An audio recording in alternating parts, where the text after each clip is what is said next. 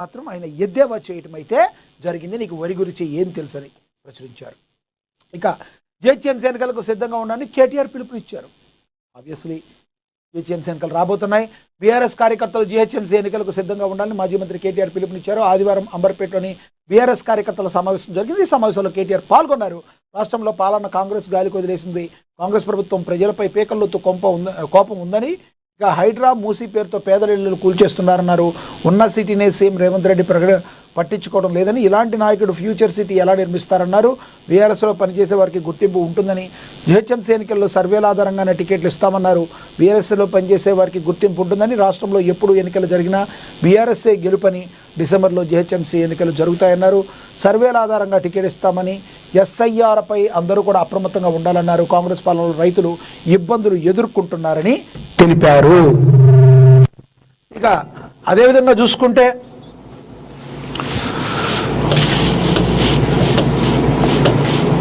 వెనక్కు తగ్గిన ఇరాన్, అమెరికాతో డీల్ దాదాపు ఫైనల్, తెరుచుకోనున్న హార్ముజ్ జలసంధి సూత్రప్రాయ అంగీకారం అని కూడా తెలిపారు. ఒక రకంగా చెప్పాలంటే ఇది కొంచెం ఆహ్వానించదగ్గ విషయం. అమెరికా ఇరాన్ల మధ్య యుద్ధ వాతావరణాన్ని తగ్గించి శాంతిని నెలకొల్పే దిశగా కీలక ఒప్పందం దాదాపు ఖరారైనట్లు అంతర్జాతీయ మీడియా వర్గాలు పేర్కొంటున్నాయి. 60 రోజుల తాత్కాలిక కాల్పుల విరమణ, హార్ముజ్ జలసంధి పునరుద్ధీకరణ, ఇరాన్ అణు కార్యక్రమాల నియంత్రణపై చర్చలు ప్రతిపాదిత ఒప్పందంలో ప్రధాన అంశాలుగా ఉన్నాయి. ఇరాన్ వెనక్కు తగ్గడంతో అమెరికా డీల్ను ఫైనల్ చేస్తున్నట్టుగా తెలుస్తుంది. గత కొన్ని నెలలుగా ఇరాన్ దిగ్బంధించిన ప్రపంచ కీలక చమురు రవాణా మార్గమైన హార్ముజ్ జలసంధిని ఎలాంటి టోల్ ఫీజులు లేకుండానే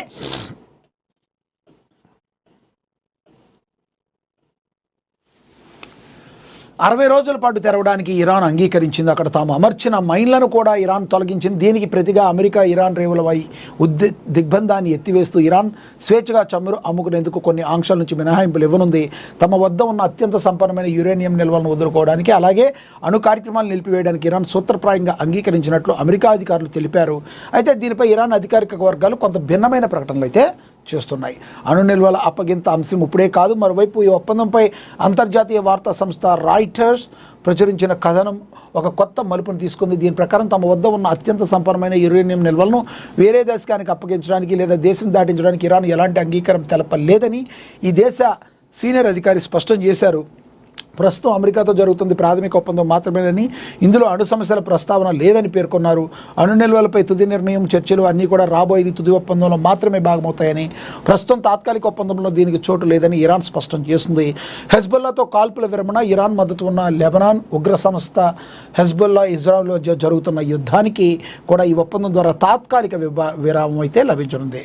ప్రాంతీయ దేశాల మద్దతు, పాకిస్తాన్ మధ్యవర్తిత్వం. ఈ శాంతి ప్రయత్నంలో భాగంగా అమెరికా అధ్యక్షుడు డొనాల్డ్ ట్రంప్ ప్రాంతీయ దేశాల నాయకులతో టెలికాన్ఫరెన్స్ నిర్వహించారు. ఇందులో Saudi Arabia, Qatar, Egypt, Turkey, యూఏఈలతో పాటు మధ్యవర్తిత్వాన్ని నాయకత్వం వహిస్తున్న పాకిస్తాన్ కూడా పాల్గొంది.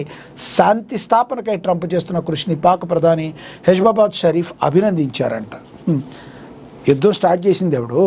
యుద్ధం మీద శాంతి చర్చలేంటి? ఇదే పాకిస్తాను అమెరికా ఎప్పుడు కూడా ఒక కుయుక్తులు పన్నుతూ ఉంటుంది.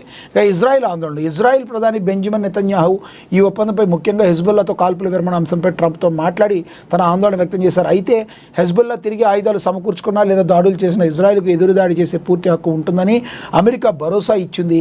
ఈ విషయంపై చర్చించేందుకు నెతన్యాహు అత్యవసర భద్రతా కేబినెట్ సమావేశాన్ని ఏర్పాటు చేశారు. ప్రపంచ ఆర్థిక వ్యవస్థను కుదిపేస్తున్న సమూరు సంక్షోభాన్ని నివారించేందుకు ట్రంప్ అవలంబిస్తున్న వ్యూహంలో భాగంగా ఈ ఒప్పందం తెరపైకి వచ్చింది. ఇరాన్ నిబంధనలను పాటిస్తే పూర్తిగా ఆంక్షల తొలగింపు ఉంటుందని అమెరికా అయితే స్పష్టం చేసింది. ఇక అదేవిధంగా ఇంధన ధరల నియంత్రణ మోడీ ఘనతే. ఇప్పుడు వరకు మరి ఇంధన ధరల నియంత్రణ చేసుకొచ్చారని చెప్తున్నారు. ఇప్పటికైతే 4 సార్లు చమురు రేట్లు పెంచడం అయితే జరిగింది. కాంగ్రెస్ బీఆర్ఎస్ ఇక్కడ ఒప్పందాలు ఉన్నాయని, ఖమ్మం గడ్డపై కాషాయం జెండా ఎగరవేయండి ఖమ్మంలో బీజేపీ చీఫ్ రామచంద్రరావు పిలుపునిచ్చారు. దీని గురించి కూడా చూద్దాం. అంతర్జాతీయంగా చమురు సంక్షోభం వెంటాడుతున్న దేశంలో ఇంధనం ధరలను అదుపులో ఉంచిన ఘనత ప్రధాని నరేంద్ర మోడీ సర్కార్దేనని బీజేపీ తెలంగాణ రాష్ట్ర అధ్యక్షుడు ఎన్ రామచంద్రరావు స్పష్టం చేశారు. రామచంద్రరావు గారు, మీకు అర్థమవుతుంది ఏంటంటే పేరుకు మాత్రం మేము నియంత్రిస్తున్నాం అన్నారే కానీ ఆఫ్టర్ బెంగాల్ ఎన్నికల తర్వాత మీరు ఏం చేశారు? విపరీతమైన రేట్లు పెంచారు. ఇప్పుడు వరకు 3 సార్లుగా పెంచారు. మనం ఇంకా కొన్నిసార్లు వడ్డన షురూ చేస్తారన్నారు. ఇంధన ధరలు పెరిగితే మధ్యతరగతి మానవుడు, సామాన్య మానవుడు పరిస్థితి ఏంటి, ఎక్కడ మీరు కంట్రోల్ చేశారని చెప్పి కాంగ్రెస్ నేతలు కావచ్చు, ప్రతిపక్ష నేతలు అందరూ కావచ్చు ప్రశ్నిస్తున్నారు. మీరేమో మా ఘనత ఇది అని చెప్తున్నారు. పోనీ మీరు ఇప్పుడు వరకు ఏమన్నా పెంచకుండా ఉంటే మీ ఘనత అనుకోవచ్చు. ఇప్పటికే 4 సార్లు పెంచారు మీరు, మీ ఘనత ఎక్కడి నుంచి వస్తుంది అని చెప్పి విశ్లేషకులు అభిప్రాయపడుతున్నారు. తెలంగాణ వంతుల వారీగా కొల్లగొడుతున్న కాంగ్రెస్ బీఆర్ఎస్ పార్టీలు 2 ఒకటేనని కాళేశ్వరం సిబిఐ విచారణ పేరుతో ఈ 2 పార్టీలు చీకటి ఒప్పందాలకు తెరలేపారని తీవ్రస్థాయిలో ధ్వజమెత్తారు. ఖమ్మంలో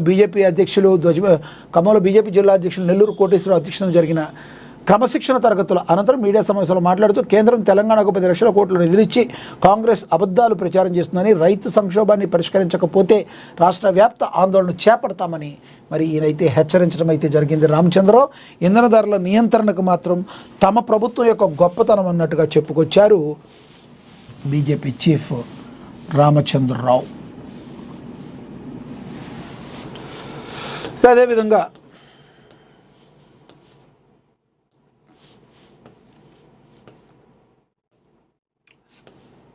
ఇరిగేషన్ రివ్యూ హెచ్ఎండిఏలలో పనిచేస్తున్న కొందరు అవినీతి అధికారుల నిబంధనలకు విరుద్ధంగా ఎన్వైసీలు నిర్మాణ అనుమతులు జారీ చేసి కోట్ల రూపాయలు కొల్లగొడుతున్నారు. ఇందాక దీని గురించి మనం చదువుకున్నాం, దాని గురించి ఇది కూడా.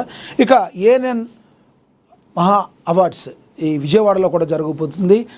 మరి సోషల్ సర్వీసులో భాగంగా ఎవరైతే ప్రజలకు సేవ చేస్తారో తమ వృత్తిపరంగా కానీ ఏదైనా కూడా వాళ్ళని పిక్ చేసి వాళ్ళు మరింత మందికి స్ఫూర్తినిచ్చేదాకా మరి వాళ్ళకి అవార్డు ఇవ్వడమే ఈ యొక్క అవార్డ్స్ యొక్క ఉద్దేశం. మరి విజయవాడలో జరగబోతుంది. ఎంతో సక్సెస్ఫుల్గా తెలంగాణలో, హైదరాబాద్లో జరిగింది ఏఎన్ఎన్ మహా అవార్డ్స్. ఇప్పుడు ఇది విజయవాడలో జరగబోతుంది. దీని గురించి కూడా ఒక యాడ్ ఇచ్చారు. అదేవిధంగా పర్యాటక రంగంలో పెట్టుబడులు పెట్టండి మంత్రి జూపల్లి. రాష్ట్రంలో పర్యాటక రంగ అభివృద్ధికి ప్రభుత్వం కృషి చేస్తుందని టూరిజం శాఖ మంత్రి జూపల్లి కృష్ణారావు తెలిపారు. ప్రైవేట్ భాగస్వామ్యంతో పర్యాటక ప్రాజెక్టులను వేగవంతం చేశామన్నారు. ఈజ్ ఆఫ్ డూయింగ్లో భాగంగా పారిశ్రామికవేత్తలకు అన్ని రకాల ప్రోత్సాహకాలు ఇస్తామని తెలిపారు. హైదరాబాద్లోని గచ్చిబౌలిలో గల national institute of tourism and hospitality management నిథం ప్రాంగణంలో శనివారం డెస్టినేషన్ తెలంగాణ రోడ్ హెడ్ పేరిట నిర్వహించిన పర్యాటక సదస్సుకు ఆయన చీఫ్ గెస్ట్గా హాజరయ్యారు. పర్యాటక రంగంలో పెట్టుబడులు పెట్టేందుకు పారిశ్రామికవేత్తలకు ముందుకు రావాలని పిలుపునిచ్చారు. ప్రతిపాదనలతో పాటు డిపిఆర్ సమర్పిస్తే జాప్యం లేకుండా అనుమతులు ఇస్తామని హామీ ఇచ్చారు. ఎంపికైన సంస్థలకు డిజైన్లు, ప్రాజెక్ట్ అంచనాల వ్యయాన్ని ప్రభుత్వమే భరిస్తుందని చెప్పారు. కొన్ని పర్యాటక ప్రాంతాల్లో వసతుల ఏర్పాటుకు ప్రైవేట్ వ్యక్తులు ముందుకు రావాలని, వారికి సంపూర్ణ సహకారం అందిస్తామన్నారు. పర్యాటక భాషా సాంస్కృతిక శాఖ ప్రత్యేక ప్రధాన కార్యదర్శి వాణిప్రసాద్, టీజీడీసీసీ చైర్మన్ పటేల్ రమేష్ రెడ్డి, పర్యాటక శాఖ డైరెక్టర్ లక్ష్మణ్ రంజిత్ నాయక్, నిజం డైరెక్టర్ వెంకటరమణ, పురావస్తు శాఖ డైరెక్టర్ అర్జున రావు తదితరులు ఈ కార్యక్రమంలో పాల్గొన్నారు. ఇక తదుపరి చూసుకుంటే విజయ్ సర్కార్ మా దయా దాక్షిణ్యాలపైనే ఏర్పడింది అని చెప్పి స్టాలిన్ మరొక్కసారి చెప్పారు. దాని గురించి కూడా చూద్దాం. డిఎంకే అధినేత తమిళనాడు మాజీ సీఎం స్టాలిన్ ప్రస్తుతం ముఖ్యమంత్రి విజయ్ నేతృత్వంలో టీవీకే ప్రభుత్వంపై తీవ్రస్థాయిలో విరుచుకుపడ్డారు. చెన్నైలో జరిగిన పార్టీ కార్యక్రమంలో ఆయన మాట్లాడుతూ విజయ్ ప్రభుత్వం 5 ఏళ్ల పూర్తికాలం అధికారంలో కొనసాగలేదని, ఇప్పుడు అది డిఎంకే దయాదాక్షిణ్యంపై నడుస్తుందని సంచలన వ్యాఖ్యలు చేశారు.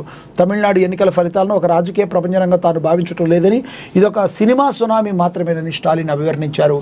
ఓటర్లు ఎలాంటి రాజకీయ విశ్వాసాన్ని కానీ సిద్ధాంతాలను కానీ చూసి టీవీకేకు పార్టీకి ఓటు వేయలేదని, కేవలం ఒక ప్రముఖ స్టార్ నటుడు పార్టీ పెట్టాడనే ఉత్సాహంతో విజయ్కి మద్దతు తెలిపారన్నారు. పిల్లలు కొత్తగా ఆడుకునేందుకు ఒక ఆట వస్తువు దొరికితే ఎంత ఉత్సాహం చూపిస్తారో ఇది అలాంటిదేనని, కొన్ని రోజుల్లోనే ఆట వస్తువుపై ప్రజలకు ఆసక్తి తగ్గిపోతుందని వ్యాఖ్యానించారు. తన బిడ్డ తన తల్లి కోసం వెతికినట్టు తమిళనాడు ఓటర్లు త్వరలోనే మళ్లీ డిఎంకేను వెతకడం ఖాయమని ధీమా వ్యక్తం చేశారు. వాళ్ళకి ప్రజలు ఇచ్చారు. స్టాలిన్ గారు ఎటబడితే అట మాట్లాడతాడు. చింత సచ్చిన పులుపు సావలేదు అనే సామెత ఏదో కరెక్ట్గా ఈ స్టాలిన్కి అది కరెక్ట్గా సరిపోతుంది.